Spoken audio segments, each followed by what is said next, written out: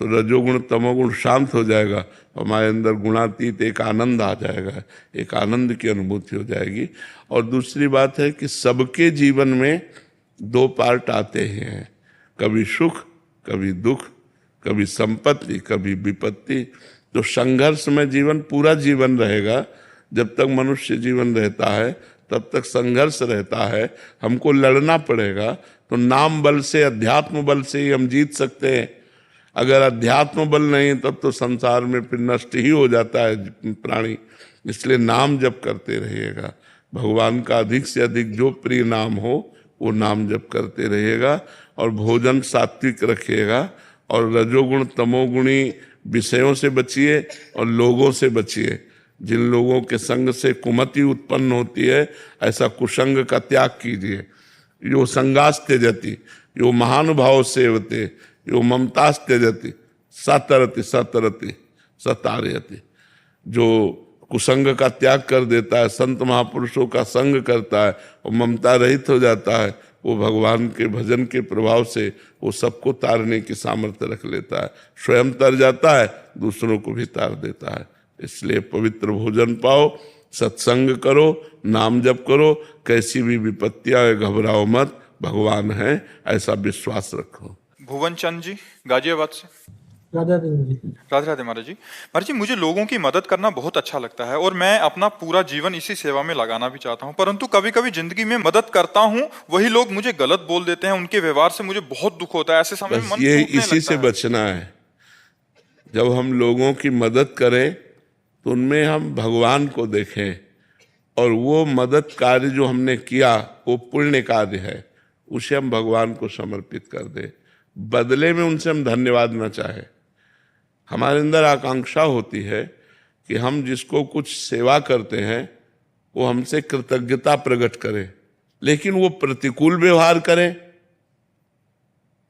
तो फिर दुख होता है। ये अध्यात्म नहीं है। अध्यात्म ये है तो दियम वस्तु गोविंदम तुभ्यमेव समर्पय। हे प्रभु, तन मन धन में जो भी आपकी सेवा हमसे बन रही है वो आपके द्वारा ही दिया हुआ शरीर है, आपके द्वारा दिया हुआ धन है, आपके द्वारा दी हुई बुद्धि है। तो हे प्रभु, वो आप स्वीकार करें। तो मनुष्य रूप में अंतःकरण में सबके भगवान विराजमान है। हम उन भगवान की सेवा करें तो बदले में हमको धन्यवाद की चाह नहीं होगी। वो हमसे जब प्रतिकूल व्यवहार करेगा तो हमारे हृदय में आनंद रहेगा कि हमने तो चाह ही नहीं था कि आप अनुकूल व्यवहार करें। और ये आपकी सत्य बात है कि जब आप किसी का परोपकार करेंगे, हित करेंगे, तो और उसके बाद जब वो उसका रूप देखेंगे तो वो रूप आपके प्रतिकूल होगा। तो फिर असह्य नहीं होता है कि हमने ऐसा किया और ऐसा। तो हमें चाहिए कि हम वो भगवान से लें, मनुष्य से नहीं। और भगवान परम मंगल करेंगे। परोपकार जैसा धर्म नहीं है, परहित सरिस धर्म नहीं भाई। जो दूसरों का हित करते हैं ये सबसे बड़ा धर्म है। पर इसमें और भाव शुद्ध करो, दूसरों में भगवान का भाव करके वो सेवा, वो पुण्य कर्म भगवान को समर्पित कर दो। और भगवान से हमें लेना है, मनुष्य से नहीं लेना। मनुष्य धन्यवाद भी दे तो नहीं हमें लेना। हमें भगवान ने प्रेरणा की, हमने आपकी सेवा कर दी, नेकी कर दरिया में डाल। उसको ये न सोचो कि ये आदमी जिसके साथ हम हित कर रहे हैं, हमारी सोच बन जाती है, ये माया है, ऐसा भ्रम उत्पन्न कर देगी कि वो जो करेगा वो आपको दुखद लगेगा। फिर आपको लगेगा परोपकार करने का फल क्या है। ये नहीं है परोपकार का फल। परोपकार फल तो भगवान की प्रसन्नता है। ऐसा भाव रखना चाहिए। आंचल जी। राधे राधे महाराज जी।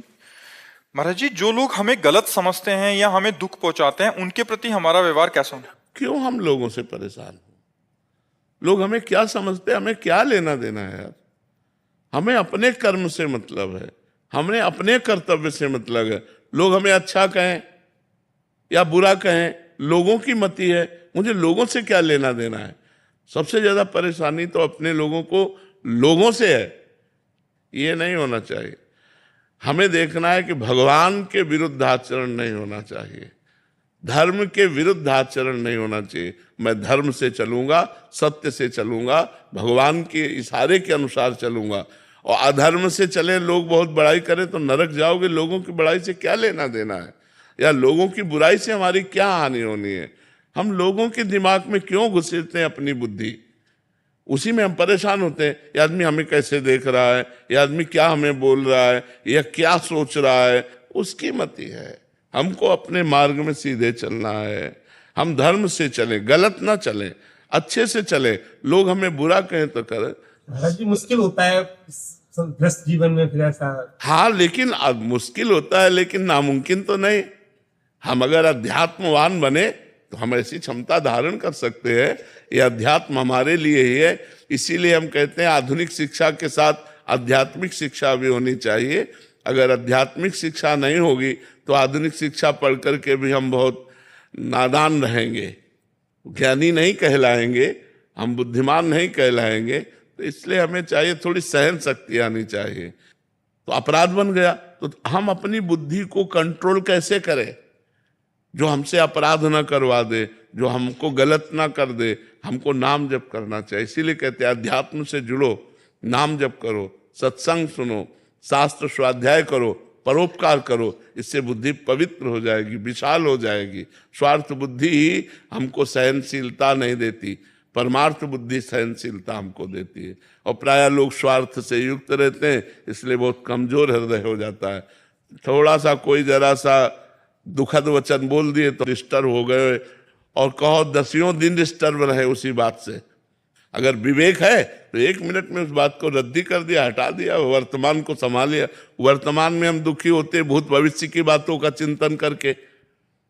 जब हमारे अंदर परमार्थ नहीं होता, अध्यात्म नहीं होता ना, तो हम वर्तमान में या तो भूत का चिंतन करते रहते हैं, ऐसा ऐसा उसने कहा, ऐसा वो ऐसा, या आगे क्या होगा, इन विषयों में हम परेशान रहते हैं। तो वर्तमान तो हमारा नष्ट हो रहा है। वर्तमान में राधा राधा राधा, भविष्य मंगल होगा, और भूत भी जो गंदा हो गया है वो पवित्र हो जाएगा। भगवान के नाम से जुड़ो तभी मंगल होगा।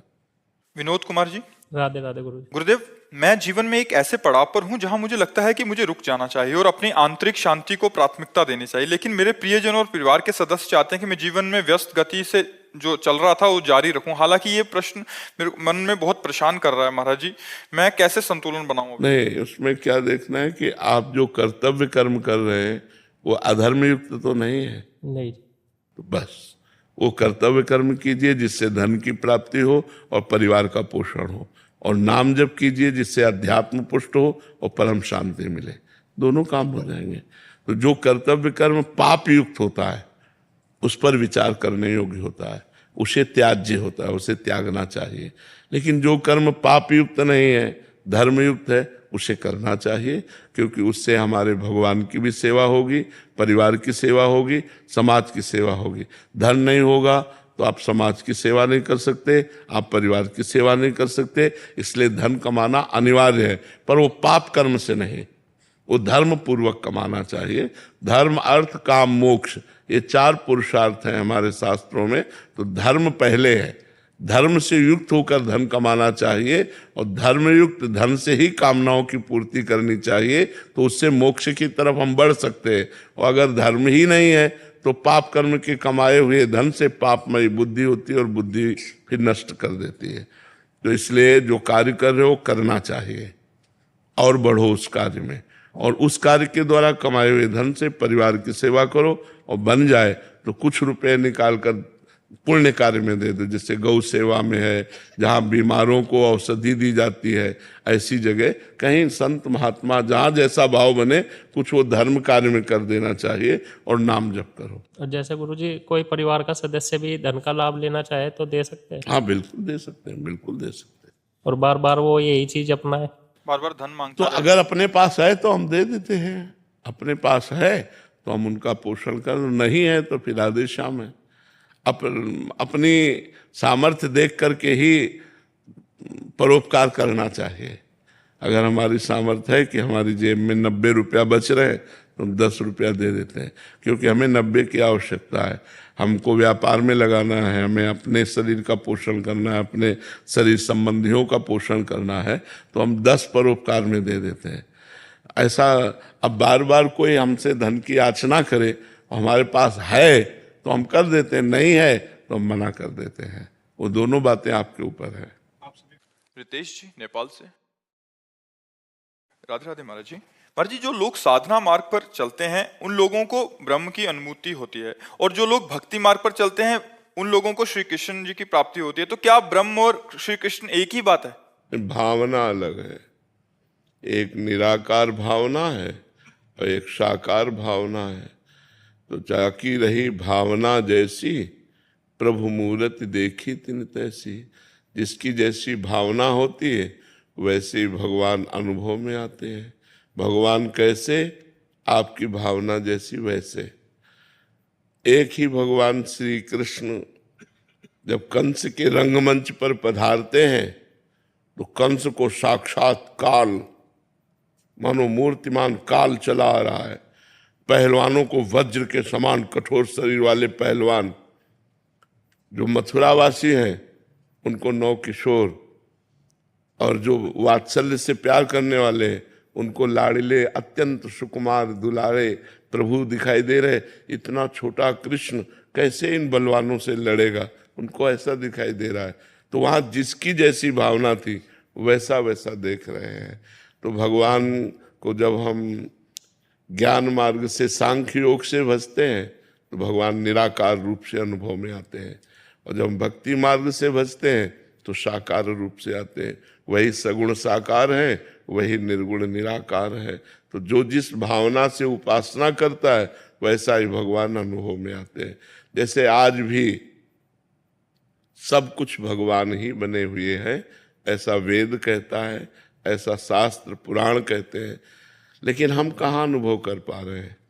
हमारी मायामयी दृष्टि है, अनेक दृष्टि है, तो हमें स्त्री पुरुष जड़ चैतन्य दिखाई दे रहा है।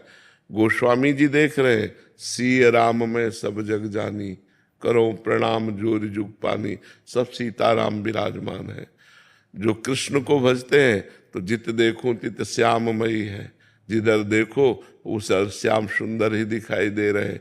ईशावास्यमिदं सर्वम यत् किंचे जगत्याम जगत, उपनिषद कहता है कि कोई कण ऐसा नहीं जहाँ ईश्वर न विराजमान हो। वेदांत कहता है सर्वम खलविदम ब्रह्मणे नास्ति किंचन, सब जगह ब्रह्म विराजमान है, उसके सिवा कोई कुछ। नारद जी कहते हैं चिद चिद लक्षणम सर्वम राधा कृष्णमयम जगत, चेतन अचेतन जितना जगत है सब राधा कृष्णमय है। भगवान श्री कृष्ण कह रहे वासुदेवा सर्वमिति सा महात्मा सुदुर्लभा, जो सब जगह वासुदेव को देखता है ऐसा महात्मा दुर्लभ। तो भावना ही तो है ना, इतने भगवान थोड़ी है। भगवान तो एक है, ब्रह्म तो एक है, एको ब्रह्म द्वितीयो नास्ति। तो ये जो बहुत दर्शन होता है वो हम बहुतों की दृष्टि के कारण दर्शन होता है। वही भगवान भक्त के लिए नरसिंह रूप धारण कर लेते हैं, वही भगवान भक्तों के लिए वाराह रूप धारण कर लेते हैं, वही मत्स्य रूप धारण करते हैं, वही राम रूप, वही कृष्ण रूप, वही बुद्ध रूप। जहाँ जैसी आवश्यकता पड़ती है वही निराकार साकार बन जाता है, वही साकार निराकार है, कोई अंतर नहीं है, वही एक ब्रह्म है। किसका प्रश्न था जी? समझ में आया आपको? लीलाकरण जी, राजस्थान जैसलमेर। राधा वल्लभ श्री हरिवास। राधे राधे महाराज जी। महाराज जी, भगवत गीता के श्लोक में श्री कृष्ण जी कहते हैं कि सभी प्राणी मुझ में हैं किंतु मैं उनमें नहीं हूं, तथा दूसरे श्लोक में वासुदेव सर्वमिति, अर्थात सब कुछ वासुदेव ही है, कृपया मार्गदर्शन करें। इसीलिए भजन की आवश्यकता है, भगवान की वाणी के रहस्य को समझना। बर्फ में पानी प्रवेश नहीं कर सकता, तो बर्फ है क्या? भगवान कहते हैं सब भूत मेरे में है। पहले समझो, भगवान की वाणी का राज समझो। सब भूत मेरे में है। मेरे में है का मतलब मैं ही सब भूतों में बनाऊं, और मैं किसी में प्रवेश नहीं करता, क्योंकि वही बने हुए हैं, तो प्रवेश क्या करे? समझ में आ रहा है कि नहीं? और उसी को इशारे से बता रहे हैं कि वासुदेवा सर्वमित, मैं ही सब कुछ बना हुआ हूं। तो चतुराई समझो, शब्द की चतुराई समझना है, शब्द की जो गूढ़ता है उसको समझना है।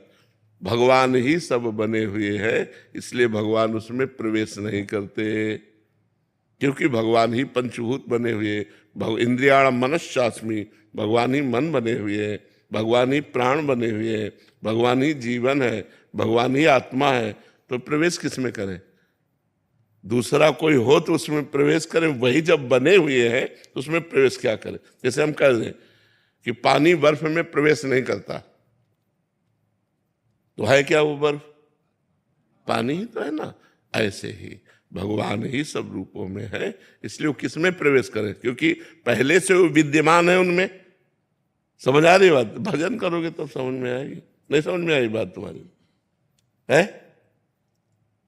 भगवान ही सब भूतों के रूप में है। जब सृष्टि नहीं थी तब कौन था? भगवान थे। जब सृष्टि नहीं रहेगी तो कौन रहेगा? तो बीच में कौन है? भगवान ही तो है सब रूपों में। तो अब वो प्रवेश करे तो किस में करे?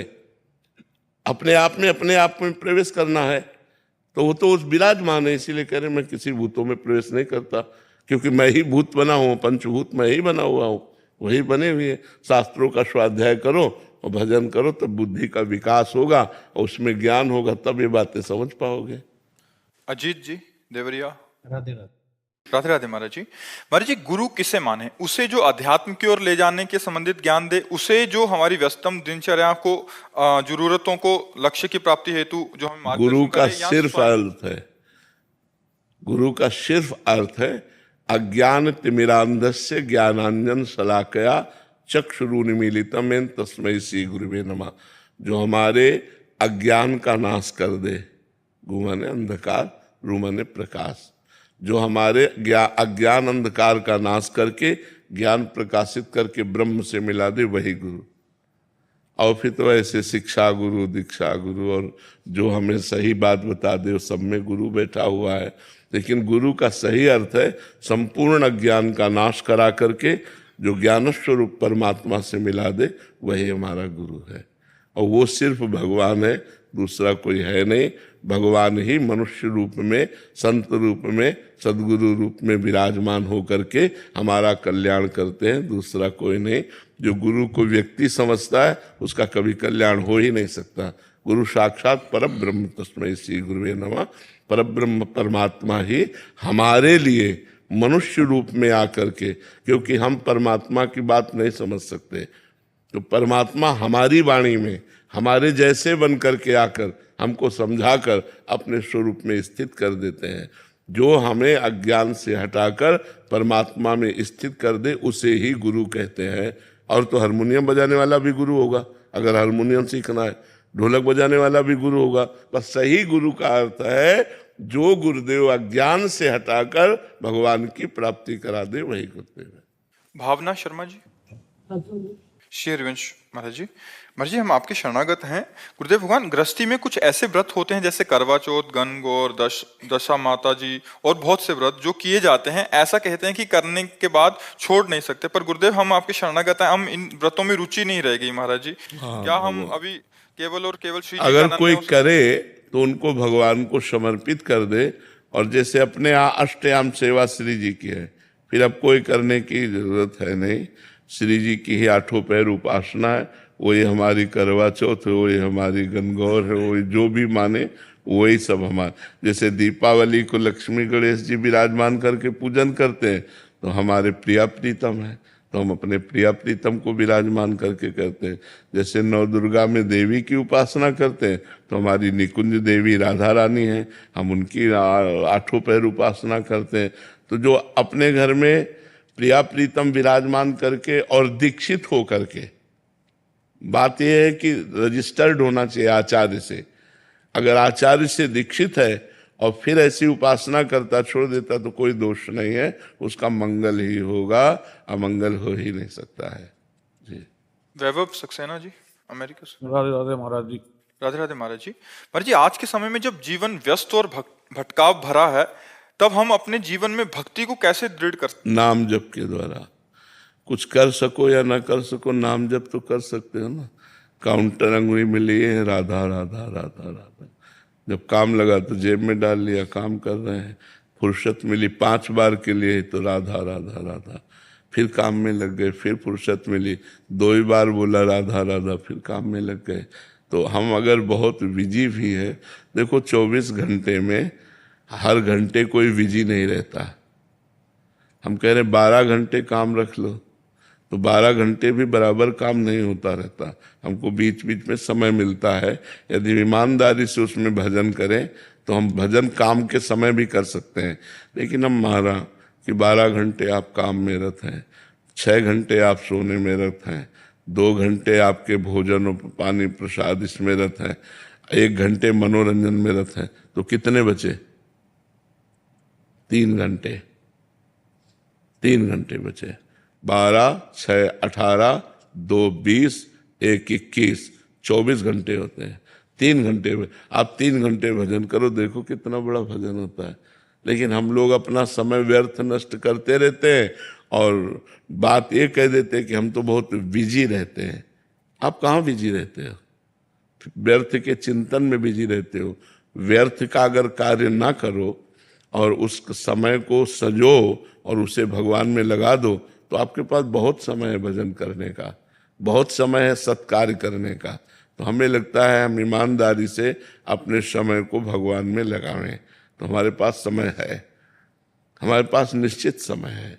आप गणित लगा के देख लीजिए, हम आपको बता रहे हैं जैसे 12 घंटे आप काम किए, 6 घंटे सो लीजिए, 7 घंटे सो लीजिए, तो 12, 7, 19, 2 घंटे भोजन प्रसाद के लिए, मान लो अगर 2-3 टाइम पाते हैं तो 2 घंटे भोजन प्रसाद के लिए, 21, 1 घंटे मनोरंजन के लिए रख लीजिए, 22 तो 2 घंटे बचे। अब बताओ ईमानदारी वाला है नहीं समय का विभाग? 2 घंटे भजन करोगे तो पता है 2 घंटे भजन बहुत होता है। आप करके तो देखो। हाँ, समय को बर्बाद मत करो, समय को सार्थक करो। काम करते हुए बीच बीच में राधा राधा और शेष समय जो है उसको निकालो आप। कि हम 2 घंटे कहाँ निकाल सकते हैं? मान लो एक साथ नहीं निकाल सकते तो हम 1 घंटा सुबह निकाल सकते हैं, 1 घंटा शाम के निकाल सकते हैं, रात्रि के सोते समय पहले 1 घंटा हम भजन कर, या जैसे भी बने आप 2 घंटा 24 घंटे में निकाल लो, अपने आधा घंटे निकाल लो और भजन करो, उससे तुम्हारा मंगल हो जाएगा। और जब 2 घंटे भजन करोगे तो भजन का अभ्यास तो बनेगा ना, भजन का अभ्यास आपका मंगल कर देगा। आप शुरू तो करो। आस्था जी। राधे राधे महाराज जी। महाराज जी, भक्ति में हमें संयम, समर्पण और स्मरण करना चाहिए। कृपया बताएं कि इस भ्रमित समय में एक युवा कैसे संतुलन बनाए? क्या आनंद और भक्ति साथ साथ चल सकते हैं? आनंद और भक्ति एक ही है, विषय भोग और भक्ति नहीं चल सकता। आनंद तुम विषयों में ढूंढ रहे हो, आनंद तुम विषयों को संबोधित कर रहे हो। आनंद नाम भगवान का है, जो आनंद सिंधु सुख राशि, सीकर तैत्रय लोक सुपासी, सो सुख धाम राम सुनामा। आनंद भगवान का नाम है। जो भगवान से मिलता है उसे आनंद कहते हैं, जो विषयों से मिलता है उसे आनंद कहते हैं। क्या किसको आनंद मिल गया? हर विषय भोग रहे हो, तुम आनंदित हो क्या? हर समय जलते रहते हो, ये चिंता, ये चिंता, ये शोक, वो शोक, हजारों बार जिस भोग को भोग चुके फिर उसे भोगने की इच्छा। आनंद है, आनंद एक बार प्राप्त होगा तो तृप्ति हो जाएगी। आजकल के युवाओं की सोच है कि एक बार जिंदगी मिली है, सब कुछ एंजॉय कर लीजिए। हाँ, तो एंजॉय कर लीजिए। नरक में भी एंजॉय करने के लिए तो आपकी सर्टिफिकेट तैयार हो रही।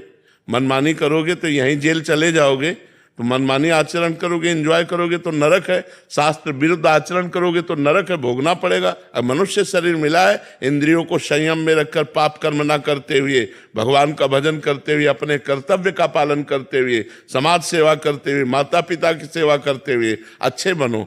ऐसे नहीं कि तुम मनमानी आचरण करते रहो, मनमानी भोग भोगते रहो, मनमानी पापाचरण करते रहो। इसलिए मनुष्य शरीर नहीं मिला, मन को मारने के लिए मनुष्य शरीर मिला है, मन को विषयों में फंसाने के लिए नहीं मिला है। जी, 2 सोच है इसमें महाराज जी।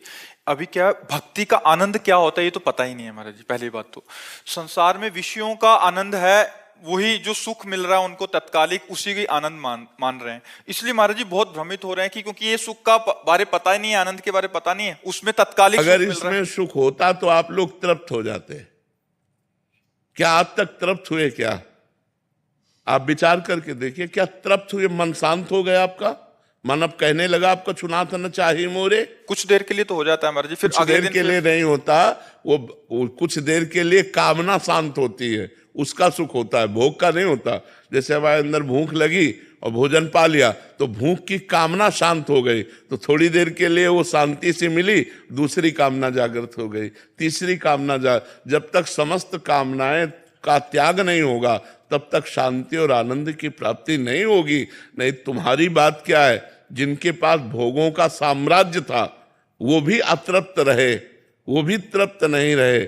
महाराज ययाति ने अपने पुत्र की जवानी भोगी 1000 वर्ष लेकर, तब उन्होंने लिखा कि भगवान से विमुख पुरुष को संसार की समस्त स्त्रियां, जौ, धान्य, संपत्ति सब दे दी जाए तो भी वो तृप्त नहीं होगा, क्योंकि भोगों में सुख नहीं है। अगर सुख होता तो आप लोग हो सुखी हो जाते ना, कहाँ सुख है? अब भी तो सुख की खोज कर रहे हो, नहीं कर रहे हो? अब भी सुख की चाह में भटक रहे हो। वो सुख मिलेगा भगवान के चरणों में। जब तक भगवान का आश्रय नहीं लोगे तब तक मन शांत नहीं होगा, और जब तक शांति नहीं तो सुख कहाँ रखा हुआ है। तो भक्ति आनंद प्रदान करती है, भगवदा आनंद, ना कि विषयानंद। भक्ति शास्त्र सम्मत विषयों को भोगते हुए प्राप्त की जा सकती है। जैसे धर्म पूर्वक एक पुरुष को स्वीकार किया पति रूप में, तो आजीवन उसके प्रति समर्पित। एक पत्नी को हाथ ग्रहण किया, पाणी ग्रहण किया, आजीवन उसको अपना प्यार दे दीजिए। और संतान उत्पत्ति, उसकी पढ़ाई लिखाई के लिए धन कमाइए, धन से परिवार का पोषण कीजिए, नाम जप कीजिए, आनंद की तरफ बढ़ रहे हैं आप। कोई ज्यादा मेहनत की बात थोड़ी है, भाव बदलना है। अब पराई स्त्रियों से गलत आचरण करो, शराब पियो, मांस खाओ तो नरक जाओ। सब तो ऐसा ही कर रहे हैं। हाँ, तो नरक जाएंगे सब। तभी तो हमने कई बार आपको सुनाया है कि ब्रह्मा जी ने सतयुग, त्रेता, द्वापर, कलयुग चारों को बुलाया और कहा हमने नरक बनाया है, तो नरक में भी कुछ लोग जाने चाहिए। तो सतयुग ने कहा हमारे राज्य में नहीं जाएंगे, त्रेता ने कहा हमारे राज्य में नहीं जाएंगे, जैसा बड़े भैया चलेंगे वैसे ही हम चलेंगे। द्वापर से कहा, द्वापर ने कहा कुछ उपाय हम करेंगे कि आपकी आज्ञा का पालन हो। जब कलयुग आया तो उन्होंने कहा जैसे बड़े भैया ने कहा हमारे राज्य में कोई नरक नहीं जाएगा, ऐसे हम वादा करते हैं कि हमारे राज्य में कोई स्वर्ग या भगवान को प्राप्त करेंगे। कोई बिरले ही होंगे जो पराय स्त्री की तरफ गंदी दृष्टि न रखते हो, जो पराय धन की चाह न करते हो, जो मांस न खाते हो। ये सब लक्षण नरक जाने के। त्रिविधम नरकस्येदम द्वारम नासन मात्मनः कामः क्रोधा तथा लोभा तस्मादित्यम त्यजेत। ये नरक के द्वार हैं, काम, क्रोध, लोभ, मद, ये सब नरक के द्वार है। मनमानी आचरण करोगे तो फिर भोगना पड़ेगा। अभी तो छूट है, जो मन आवे सो कर लो। पर जिंदगी तो एक ही बार मिली है ना, अनुभव नहीं होगा तो कैसे चले? हाँ, तो जिंदगी का क्या, मर जाने के बाद सुअर कुत्ता बनोगे तब क्या अनुभव रह जाएगा इस जन्म का तुम्हारा? अनुभव तो भगवान का करो जो सदा सदा के लिए बना रहे। इसका कोई अनुभव होता है? तुम्हारी सोच कितनी।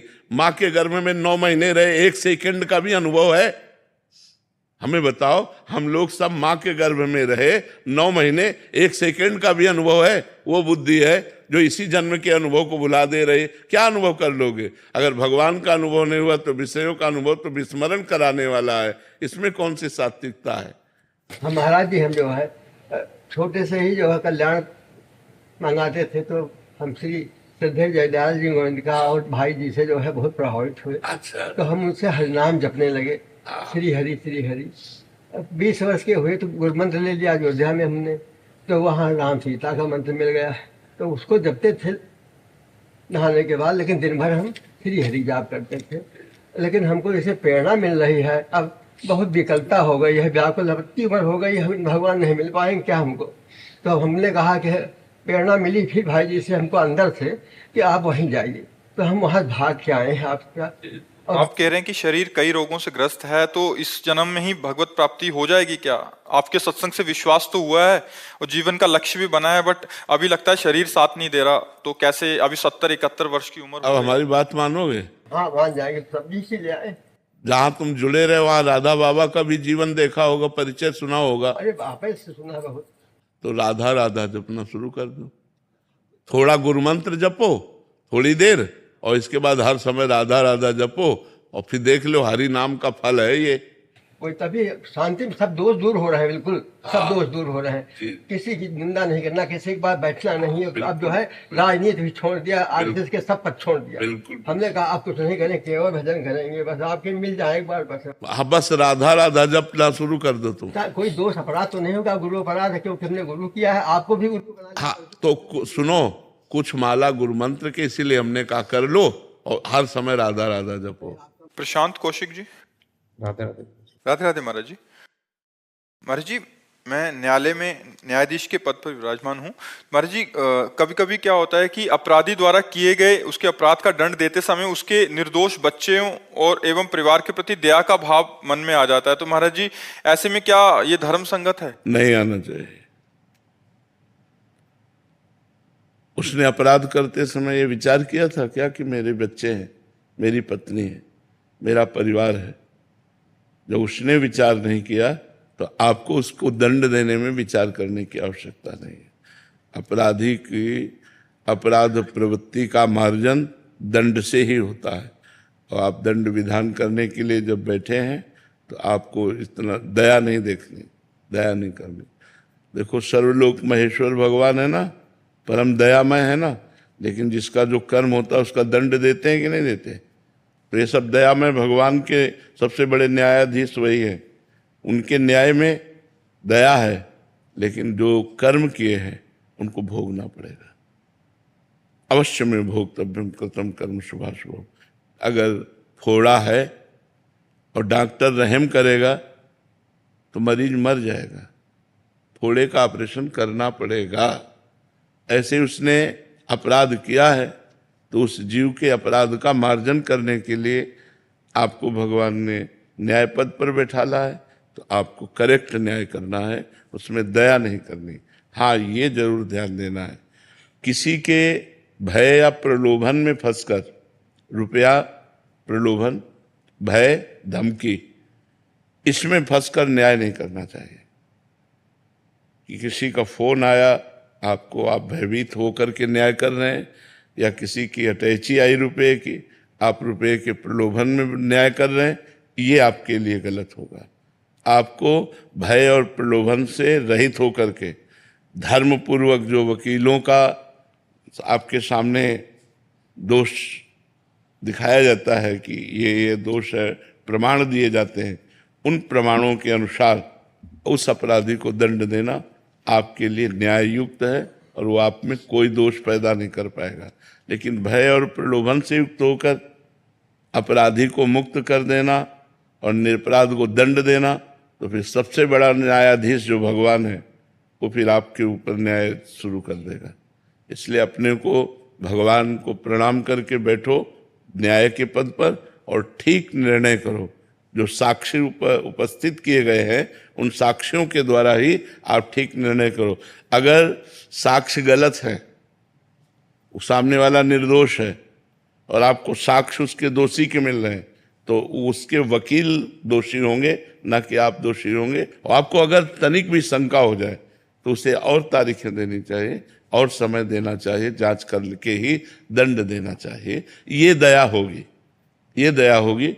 अब उसके परिवार के विषय में सोच करके आपका द्रवित हो जाना और उसके दंड विधान को, ऐसा नहीं। अपने को बहुत सावधानी पूर्वक न्याय करना है।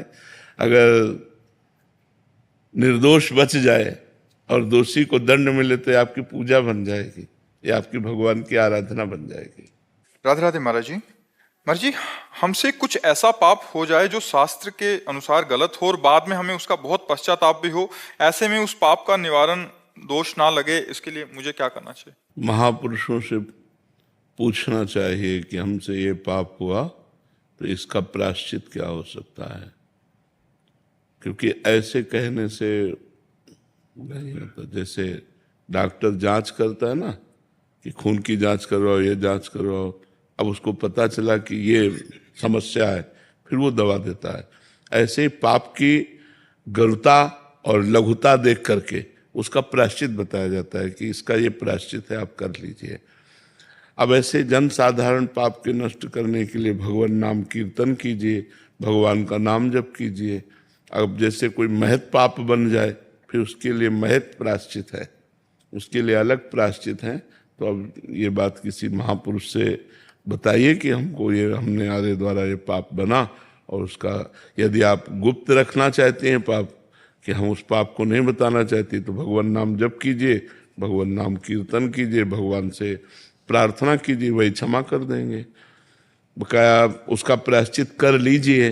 अगर प्रायश्चित नहीं करेंगे, अगर वो कहीं प्रारब्ध बन गया, फिर भोगना पड़ेगा, फिर दंड भोगना पड़ता है, भोगना बड़ा कठिन होता है। जैसे आप 100 रुपया ब्याज के ले लीजिए और सालों पड़े रहें, आप उसका ध्यान न दीजिए, तो हजारों में लाखों में परिणित हो जाएगा। ऐसे ही पाप है।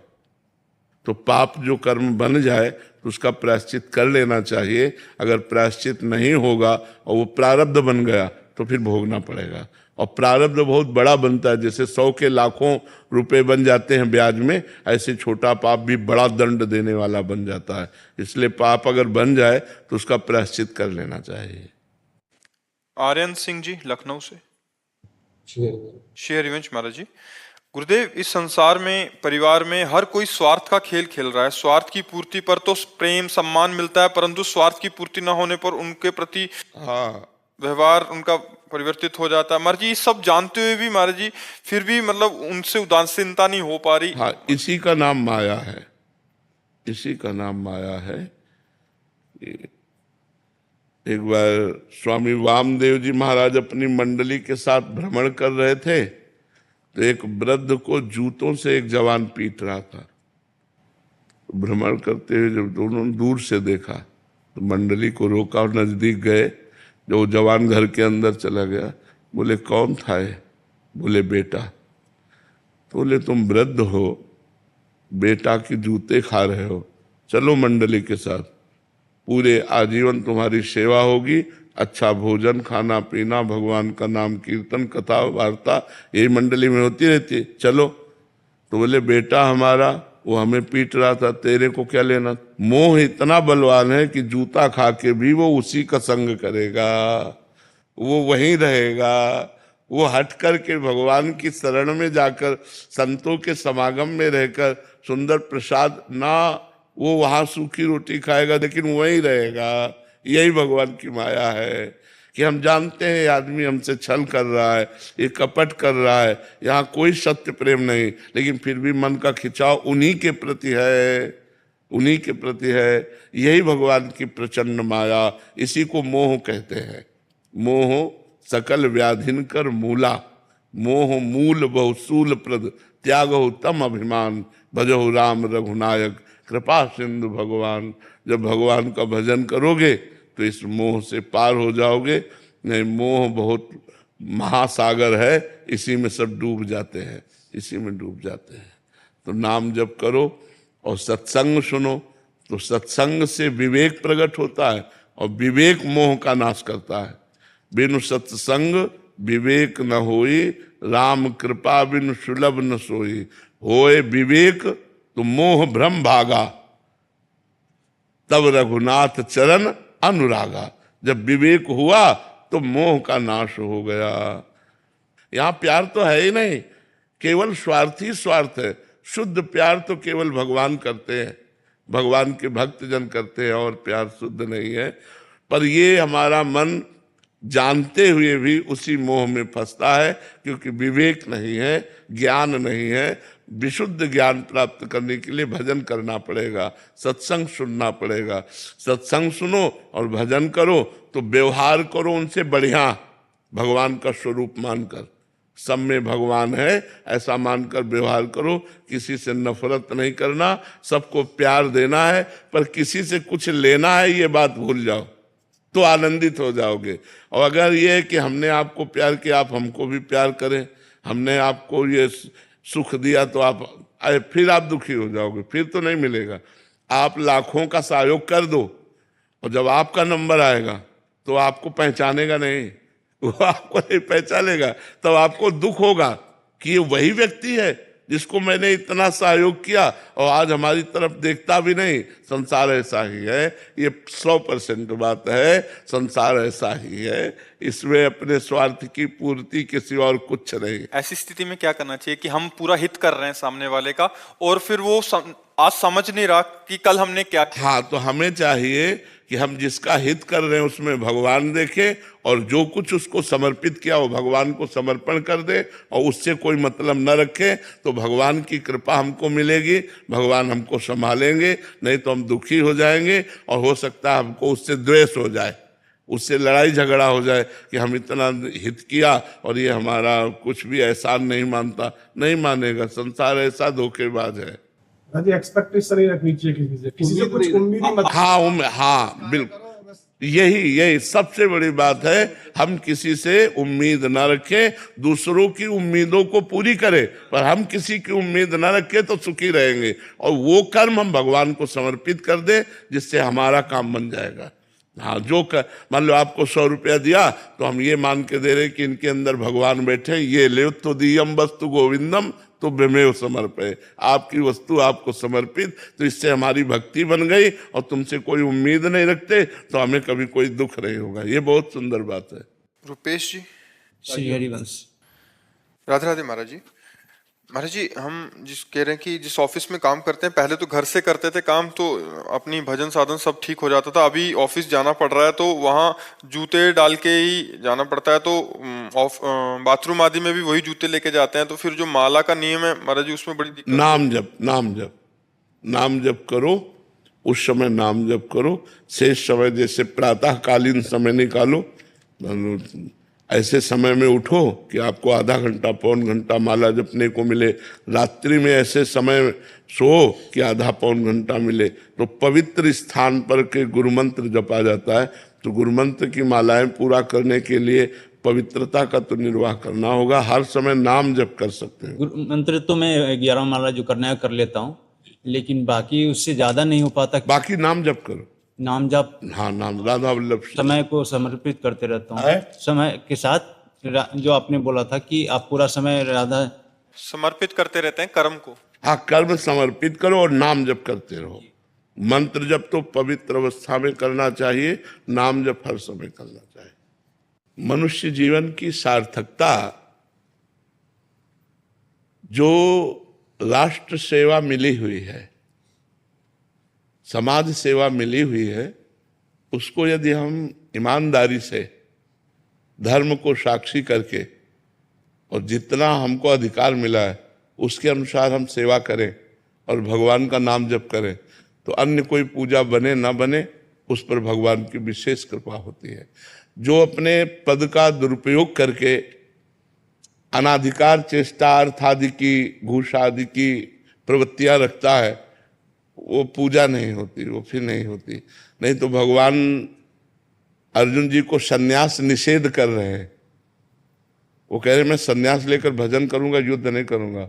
भगवान निषेध कर रहे हैं कि तुम्हें सन्यास नहीं लेना, तुम्हें युद्ध करना है। तो ऐसे ही अपने अपने कर्तव्य को जो पूजा मान ली जाए और भगवान का स्मरण किया जाए। मां मनुस्मरण युद्ध च, शर्त है मेरा स्मरण करते हुए अपने कर्तव्य कर्म को करो, तो उससे निश्चित भगवत प्रसन्नता होती है, भगवत प्राप्ति होती है। क्योंकि इस जन्म में पूर्व जन्म का कोई पुण्य रहा, मनुष्य बने, अधिकारी बने। अब अगर हम इस जन्म में कमाई परमार्थ की नहीं करते तो अगला जन्म किसका होगा, किस योनि का होगा, अपने को कुछ पता नहीं। तो अपने को ऐसा अगला हिसाब बना लेना है कि कम से कम फिर मनुष्य जन्म मिले, हम फिर भगवान की और राष्ट्र की सेवा कर सके, फिर भगवान का चिंतन कर सके। इसलिए नाम जप जरूर करते रहिए। जो भगवान का नाम प्रिय हो आपको, वो नाम जप जरूर करते रहिए और धर्म पूर्वक अपने पद का निर्वाह करते रहिए। बड़े गुरुजी की बनाना चाहते हैं, आपकी इजाजत से इसके लिए। हम कैसे कह दें, हम वैसे सिद्धांत एक है, लोग जानते नहीं हैं। जब तक जो महापुरुष जीवित हो तब तक उसकी मूर्ति नहीं बनानी चाहिए। सिद्धांत है कि जब तक वो इस धराधाम पे मूर्तिमान हो, तो पिक्चर ले लेना अलग बात है, चित्र ले लेना, मूर्ति का निर्माण तभी किया जाए जब उन महापुरुष का शरीर पूरा हो जाए। तो अपने गुरु जी के लिए हम अनुमति नहीं देंगे। ठीक है महाराज जी, जो लोग आपकी भी बनाते हैं उनके लिए भी यह हिदायत। हाँ, वैसे प्रार्थना यही है कि शास्त्रीय सिद्धांत है कि गुरु की पिक्चर चित्रपट ले और उसे पूजा में विराजमान करे, लेकिन मूर्ति का निर्माण तभी जब वो महापुरुष निकुंज चले जाए तब करना चाहिए। जिनको पता नहीं है ना तो वो ऐसे कर लेते हैं। राष्ट्र सेवा स्वयं भगवान की सेवा है। अगर हम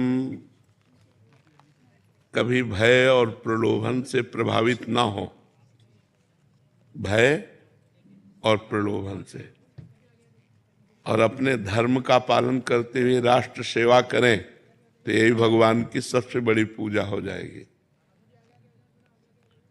अधार्मिक प्रवृत्ति वालों की वृद्धि हो रही थी और धर्म को दबाया जा रहा था,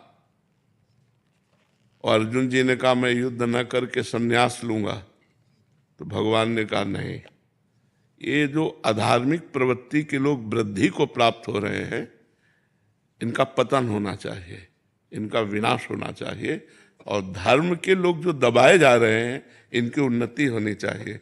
इसीलिए महाभारत युद्ध हुआ।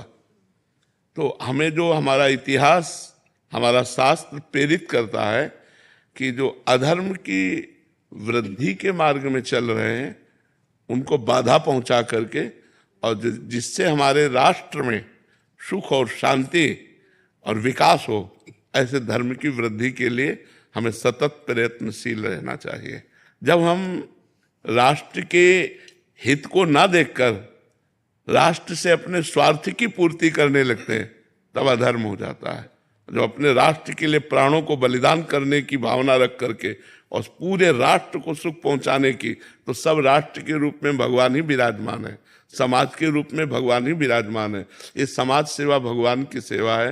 मन और बुद्धि और तन और धन, इन सब का प्रयोग राष्ट्र सेवा में सुचारू रूप से हो, यही हमारी प्रार्थना है। और अधार्मिक प्रवृत्तियों का दमन हो और धर्म प्रवृत्ति का उत्थान हो। जो अधार्मिक प्रवृत्ति वाले हैं उनका दमन हो और जो धर्म प्रवृत्ति वाले हैं उनका उत्थान हो। सदैव ऐसी रचना रचते रहना चाहिए, ऐसा विधान करते रहना चाहिए।